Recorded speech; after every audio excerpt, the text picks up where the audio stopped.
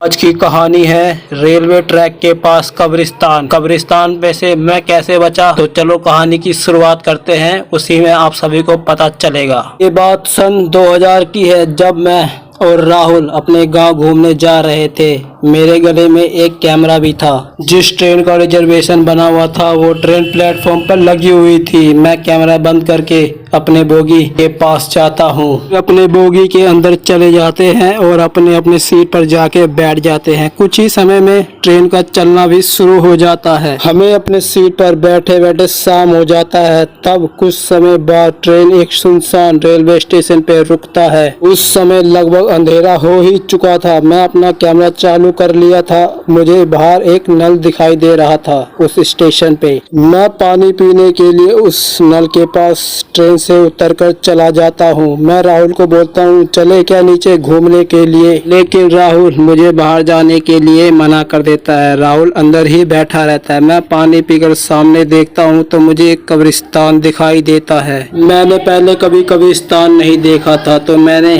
Camera तो चालू कर ही रखा था। मैं उस ओर आगे बढ़ने लगता हूँ। तब मेरी नज़र कब्रिस्तान में खड़े एक आदमी पे पड़ता है। वो आदमी इशारे करके मुझे बुला रहा होता है। अंधेरा होने के कारण मुझे साफ साफ नहीं दिखाई दे रहा था, तो मैं उस ओर तेजी से आगे बढ़ने लगता हूँ। मेरे कैमरे में भी कुछ साफ साफ नहीं दिखाई दे रहा था, तो मैं कैमरे को बंद कर देता हूँ। कब्रिस्तान के दरवाजे पर पहुँचता ही हूँ कि मुझे साफ साफ दिखाई देने लगता है वो आदमी कोई और नहीं बल्कि मेरा ही दोस्त राहुल होता है। उसके पास जाकर मैं बोलता हूँ तू तो कह रहा था कि मैं बाहर जाऊंगा ही नहीं। उसने इस बात का कोई भी जवाब नहीं देता है। मैं कहता हूँ चल यहाँ से, रात काफी हो चुकी है, लेकिन वो मुझसे बोलता है चल थोड़ा और अंदर चलते हैं, वहाँ जाके बैठते हैं और कुछ बातें करते हैं। ये राहुल की बातें सुनकर थोड़ा अजीब लगा, लेकिन जो पहले कह रहा था कि मैं बाहर नहीं जाऊंगा वो अब यहाँ खड़ा है। अब पीछे से एक आवाज आती है, अरे भाई कहाँ है तू, जल्दी से आजा, ट्रेन की हॉर्न बज चुकी है।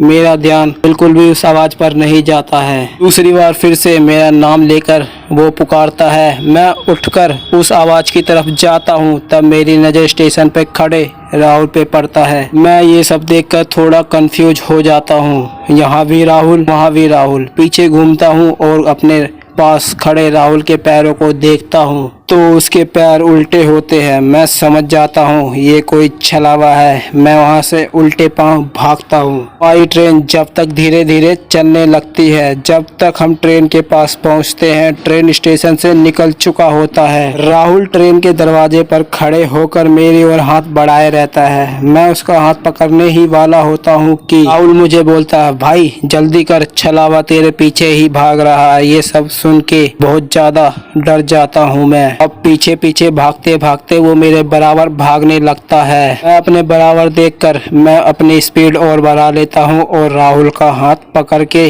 वो जल्दी से मुझे ट्रेन के अंदर खींच लेता है। उस दिन मैं राहुल की वजह से बच गया, वरना वो छलावा मेरी जान ले लेता। ये कहानी आपको कैसी लगी कमेंट में जरूर बताना, और वीडियो को लाइक और चैनल को सब्सक्राइब तो जरूर कर देना। और आपको इस कहानी का पार्ट 2 चाहिए तो कमेंट में भी बता देना। और फिर मिलते हैं अगली कहानी में, और आपको दिल्ली में मिलेंगे अगली कहानी में। और जब तक के लिए राधे राधे।